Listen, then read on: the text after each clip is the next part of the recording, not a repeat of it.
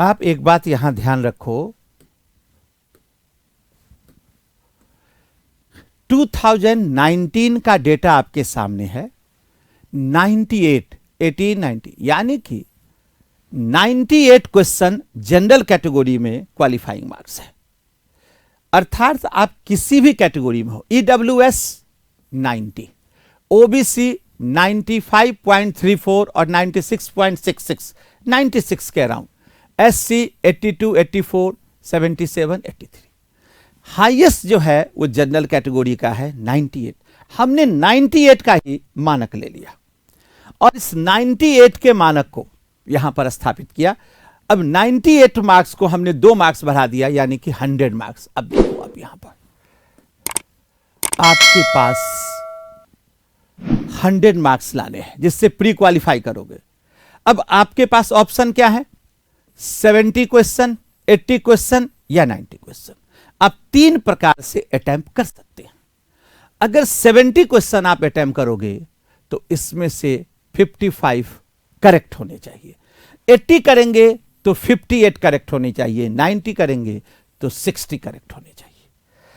अगर आप इतने क्वेश्चन करेक्ट कर लेंगे तो आपका किसी भी हालात में जो मार्क्स है वो 50 क्वेश्चन आएगा और 100 मार्क्स, यानी कि 50 क्वेश्चन आपका सही होगा और 100 मार्क्स से ऊपर आ जाएंगे और आप प्रीलिम्स क्वालिफाई कर जाओगे।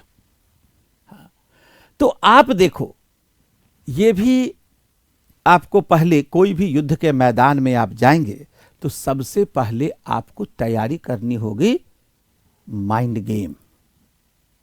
माइंड गेम, ये पूरा माइंड गेम है। नेपोलियन कहा करता था कि युद्ध मैदान में नहीं, दिमाग में लड़ी जाती है, और दिमाग में ही नहीं लड़ोगे तो पूरी जिंदगी पढ़ते रह जाओ। मैंने एक से एक बच्चों को देखा है कि कई कई साल बिता देते हैं, रिजल्ट के नाम पर कुछ नहीं। यही उतावलापन उनकी असफलता का कारण बनता है। पहले दिन आए, 18 घंटा का रूटीन बना लिया, एक मोटा गाइड ले लिया, पढ़ने लगे। अरे पढ़ तो पूरी दुनिया रही है, रिजल्ट कितने आते हैं? 10 लाख बच्चे देते हैं, 1000 रिजल्ट आता है। दूध का दूध और पानी का पानी हो जाता है। अब आप देखो, इसमें मध्यम मार्ग क्या है? सबसे अच्छा मध्यम मार्ग यह है कि आप 80 प्रश्न को बनाएं जिसमें से 58 आपका निश्चित तौर पर सही होना चाहिए। बाकी अगर 70 बनाते हैं तो 55। अब इसको एग्जाम्पल देके देखिए, आपने 55 सही बनाया तो गलत कितने हुए? 15।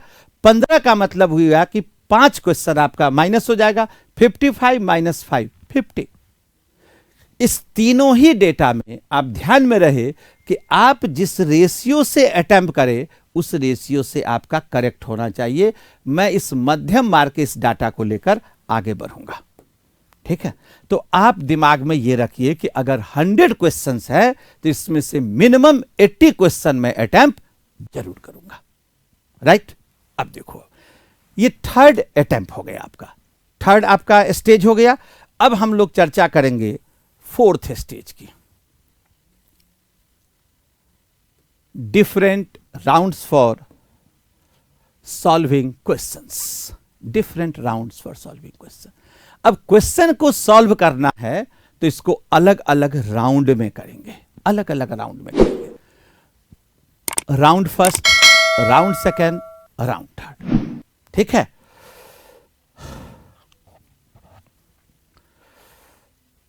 एक बच्चे लिख रहे हैं कि गरीब बच्चों को आप लोग ध्यान नहीं देते हैं। ऑनलाइन में ऑलरेडी फीस बहुत कम होते हैं और इस क्षेत्र में कौन गरीब? धनी तो बच्चे आते ही नहीं। कौन सा धनी व्यक्ति आता है आईएएस की तैयारी करने के लिए? कभी सुना है कि टाटा, बिरला, अंबानी के बच्चे आके आईएएस की तैयारी कर रहे हैं? और गरीब और धनी तो सापेक्षिक शब्द है। आप गरीब क्यों मानते हो अपने आप को? ज्ञान अगर है तो आप दुनिया के सबसे संपन्न व्यक्ति हो, ज्ञान नहीं है तो आप दुनिया के सबसे निर्धन व्यक्ति हो। गरीब धनी का इसमें कोई लेना देना ही नहीं है। हाँ, और ये तो क्लास में भी कराएंगे। क्लास में तो ही पढ़ा रहे हैं, और कहाँ पढ़ाएंगे आपको? सर ये क्लास में भी पढ़ाएंगे, तो क्लास में ही तो पढ़ा रहे हैं, और कहाँ पढ़ा रहे हैं? आपके घर तो हम जाके पढ़ा नहीं रहे हैं, पढ़ा तो यहीं रहे हैं। तो आप यहां देखिए, इसको समझिए, ये भी आपके पार्ट है, पढ़ाई का ही पार्ट है। R1, R2, R3 positively sure question. सबसे पहले स्टेज में जो बिल्कुल निश्चित है, पॉजिटिवली श्योर है, जिसमें आप 100% श्योर हो, आप उसको सॉल्व कर लो, राइट। सेकेंड स्टेज में you are in position to solve the question. दूसरे में आप उन प्रश्नों को उठाओ जिसमें आपको लगता है कि मैं इसको सॉल्व कर सकता हूं, इसको सॉल्व कर सकता। और तीसरा, leave the questions.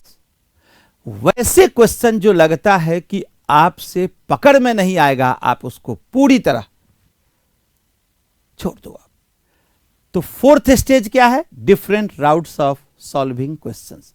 Positively sure question, you are in position to solve the question, leave the. R1, R2, R3। अब ये तीनों R1, R2, R3 मैं आपको समझा रहा हूं को क्या है। Round 1, round 2, round 3। अब देखिए राउंड 1 में आपको क्या करना है। जो राउंड 1 होगा, इसमें हम इजी क्वेश्चन को अटेम्प्ट करेंगे। मान ले ऑन एन एवरेज 30 क्वेश्चन आप कर पा रहे हैं, तो इसको राउंड 1 में आप कर लें। जो राउंड 2 है, उसमें उन प्रश्नों को रखिए कि जिसको आप कर सकते हैं, you are in position to solve this question. और राउंड 3 20 क्वेश्चन, जो टफ क्वेश्चन है, tough question, tough question. 3 round में आपको आंसर देना है। अब हमने मान लिया इसमें 30 क्वेश्चन, जो मीडियम क्वेश्चन है 50 क्वेश्चन, टफ क्वेश्चन 20 क्वेश्चन। आप मिडिल पाथ अपनाओ। जो टफ क्वेश्चन है 20, उसको आगे आप क्रॉस का निशान लगा दो कि ये नहीं होने वाला है, दूर दूर तक कोई क्लू नहीं है। जो मीडियम रेंज क्वेश्चन है, उसमें नोट ऑफ इंट्रोगेशन लगा दो कि हां ये मैं बना सकता हूं, और इसमें टिक लगा दो जो आप 100% श्योर हो, या जो लगता है कि 100% सही होगा। तो फर्स्ट राउंड में 30 क्वेश्चन, सेकेंड राउंड में आप प्रयास करो 50 क्वेश्चन, और टफ क्वेश्चन 20। अब सुनो मेरी एक बात, अगर आपने 20 क्वेश्चन में लगा दिया, तो आपको मैंने बताया था एक क्वेश्चन के लिए मिलते थे 70 सेकेंड्स। उसमें से 10 सेकेंड हटाओ तो 10 सेकेंड 60। इसका मतलब यह है कि 20 क्वेश्चन इंटू 60 सेकेंड, यानी कि 1 मिनट, तो कम से कम यह हो जाएगा आपका 1200 सेकेंड। 1200 सेकेंड यानी कि 20 मिनट्स। अगर आपने क्वेश्चन पढ़कर इसको हटा दिया, तो आपके पास 20 मिनट सरप्लस हो गए। अब देखिए टाइम मैनेजमेंट, 20 मिनट सरप्लस हो गए। अब ये जो 20 मिनट सरप्लस हुआ, इस सरप्लस को आप यहां पर इस्तेमाल कर सकते हैं, इसमें इस्तेमाल कर सकते हैं। जो टफ क्वेश्चन है, उसको आप शुरू में ही आउट कर दो कि ये हमसे नहीं हो सकता, नहीं हो सकता, इसको हटा दे। अब आपके पास 80 क्वेश्चन आ गए। इसमें से आप यहां देखो 30 क्वेश्चन तो आपने बनाया, जो आप पता है बनाएंगे। इस 50 में से लगभग 60% क्वेश्चन को आप सॉल्व करो।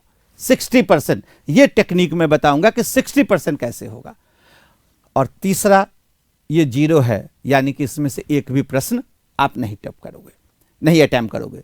अब 30 क्वेश्चन यहां आ गए, और इसमें से 30 क्वेश्चन आपके बन गए, राइट। और बाकी के 20 क्वेश्चन आपके हो गए गलत। तो गलत हो गए तो उसमें से 7 क्वेश्चन माइनस हो जाएंगे। 7 × 3 21, यानी कि आपका टोटल स्कोर हो गया 53 क्वेश्चन, 106 मार्क्स। 100+ मार्क्स आपका श्योर हो गया। कहने का मतलब, एक बार फिर समझ लो आप, इजी क्वेश्चन में आप टिक लगा दो और उसको बनाओ। मीडियम रेंज जो क्वेश्चन है लगभग 50 क्वेश्चन होंगे, उसमें आप नोट ऑफ इंट्रोगेशन कर दो और टफ क्वेश्चन को हटा दो। जो टफ क्वेश्चन हटाओगे इसमें से लगभग 20 मिनट आपके पास सरप्लस हो जाएगा, जो इसमें जोड़ दो। अब आप यहां देखो 30 क्वेश्चन बनाया, मीडियम क्वेश्चंस में से आप 50 क्वेश्चन यानी कि इसका 60% बनाने का प्रयास करें। 60 क्वेश्चन पर जाएंगे तो 30 क्वेश्चन आपका सही हो जाएगा, 30 और 30 60, बचे 20 क्वेश्चन, और 20 क्वेश्चन में आप 3 से भाग दे दो।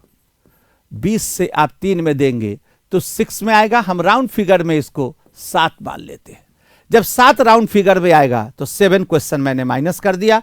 अब आपके पास हो गए 53 क्वेश्चन, जो बिल्कुल राइट है, और इसका मार्क्स होगा 106। राइट। अब देखो आप, ये आपके ये स्टेज हो गए। अब नेक्स्ट स्टेज में मैं आता हूं आपको, स्ट्रेटजीज। ये 5वां है आपकी स्ट्रेटजीज, और इसमें हम आपको एग्जाम्पल के साथ बताएंगे। अब रणनीतियां हमारी क्या होगी? सबसे पहले एलिमिनेशन प्रोसेस। अब देखो, प्रश्न को जो सॉल्व करना है उसके टेक्निक मैं आपको बता रहा हूं, और वो टेक्निक है एलिमिनेशन प्रोसेस।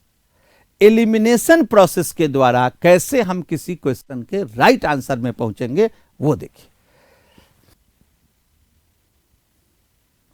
अब एलिमिनेशन प्रोसेस में हमने एक क्वेश्चन उठाया, ये निम्नलिखित में से कौन सा कथन 19वीं शताब्दी के पूर्वार्ध के दौरान भारत पर औद्योगिक क्रांति के प्रभाव की सही व्याख्या करता है?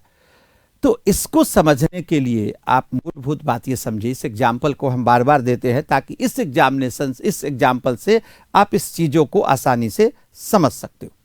पहले तो आपके अंदर एक शताब्दी की समझ होनी चाहिए। आप देखेंगे कि भारत में जो सत्ता है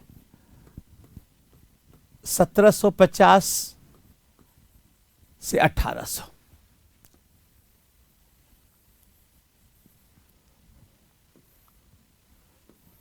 अब यहां पर 1800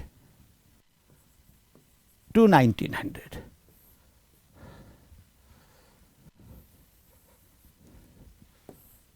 और यहां 1900 टू 1950। यानी कि भारत पर जो ब्रिटिश सत्ता थी, इसको आप ध्यान में रखो। ये हो गया आपका 18th सेंचुरी, ये हो गए 19th सेंचुरी, और ये हो गए आपका 20th सेंचुरी। 18वीं शताब्दी का उत्तरार्ध, 19वीं शताब्दी का ये उत्तरार्ध पूर्वार्ध, और ये उत्तरार्ध, और ये 20वीं शताब्दी का पूर्वार्ध। अब देखो, ये भी आपका आ गया 19th सेंचुरी। अब प्रश्न जो हमारा पूछ रहा है वो प्रश्न किससे संबंधित है? वो प्रश्न संबंधित है आपका 19वीं शताब्दी के उत्तरार्ध से। प्रश्न को आप यहां से पकड़ लो। प्रश्न क्या पूछा जा रहा है? 19वीं शताब्दी के पूर्वार्ध के दौरान भारत पर औद्योगिक क्रांति के प्रभाव की सही व्याख्या। भारतीय हस्तशिल्प बर्बाद हो गए थे, भारतीय कपड़ा उद्योग में बड़ी संख्या में मशीनें पेश की गई। अब देखो आप, यहां भारतीय कपड़ा उद्योग में जो मशीनें का प्रयोग किया गया,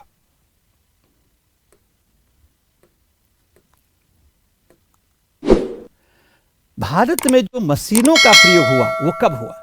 यहां से ये बिगिनिंग होता है, और बड़े पैमाने पर प्रयोग होता है एट लार्ज स्केल। यानी कि यह जो मशीन्स का है ये ऑप्शन यहां पर नहीं होगा।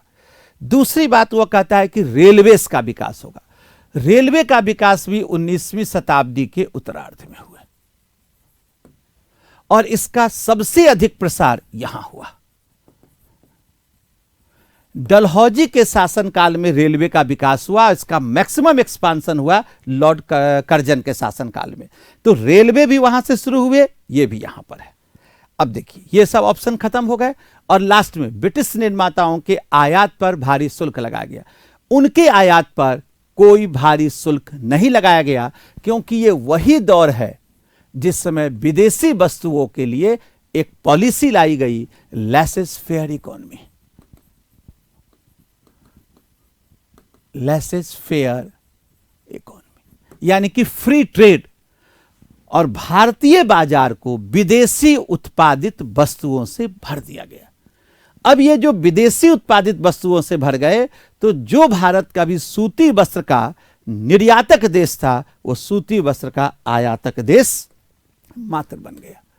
अब इस पूरे प्रकरण में आप देखिए कि आंसर ए सही है, ये गलत हो गया, ये गलत हो गया, ये गलत हो गया। ये है एलिमिनेशन प्रोसेस। अब इसी प्रकार एक और प्रश्न हम आपके सामने रखते हैं। यहां देखिए, निम्नलिखित में से कौन चंपारण सत्याग्रह का एक अत्यंत महत्वपूर्ण पहलू है? अब आप देखो, इस चंपारण जो सत्याग्रह है,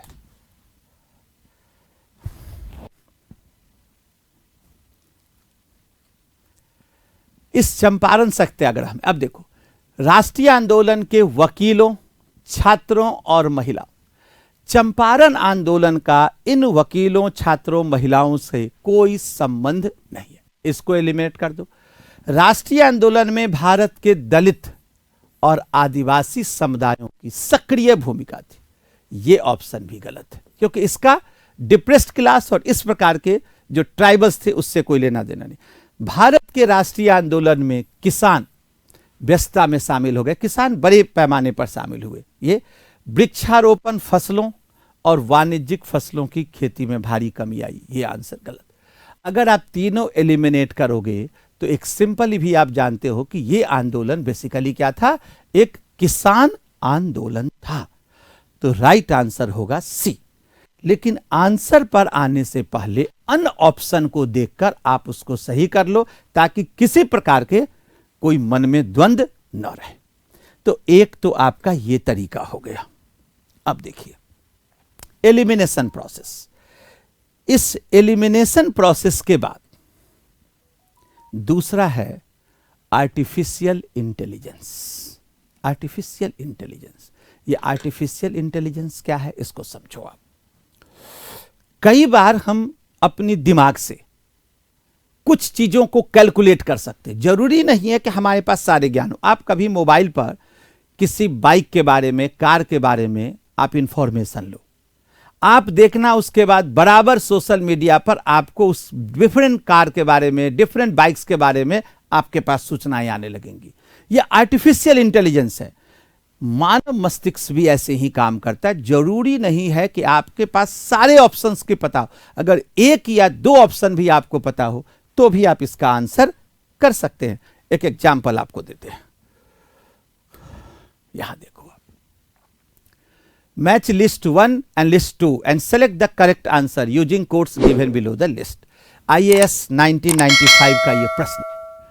अब देखिए लिस्ट 1 और लिस्ट 2 को। लिस्ट 1 क्या है?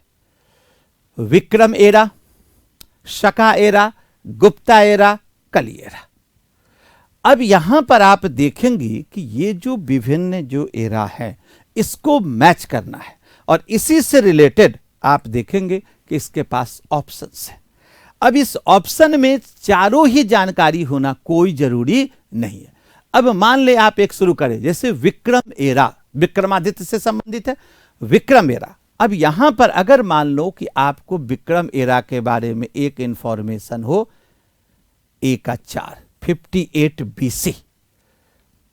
भारतीय धर्म के, खासकर हिंदू धर्म के जितने पर्व त्योहार होते हैं वो सब विक्रम संवत में निर्धारित होते हैं, 58 BC। अब इसका आप आंसर देखिए, ए का 4, ए का 4 और ए का 4।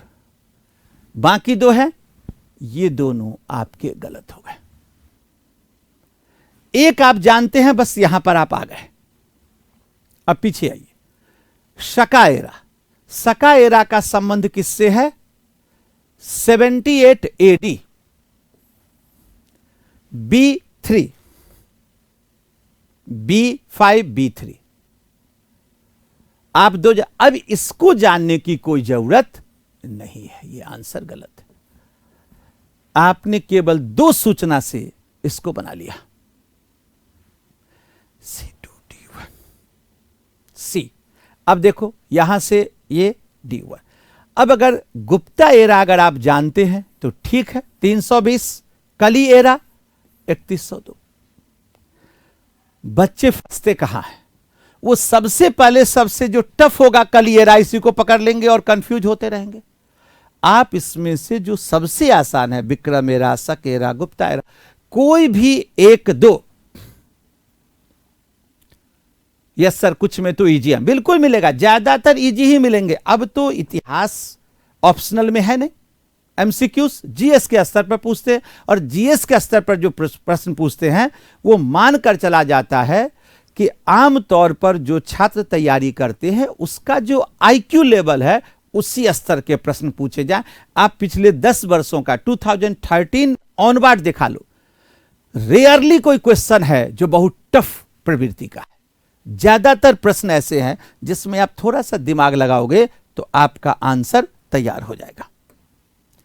आर्टिफिशियल इंटेलिजेंस का प्रयोग करके आप कर सकते हैं। दूसरा देखो, तीसरा एग्जाम्पल मैं देता हूं, गोल्डन ऑप्शंस। एक एक चीज को ध्यान में रखना। गोल्डन ऑप्शंस, अगर मान लीजिए किसी आंसर में आपको लिखा हो ऑल द एबव्स और नन ऑफ दीज, अगर ये दो विकल्प है, are mostly correct, are mostly correct, I am talking about the mostly correct, not always correct.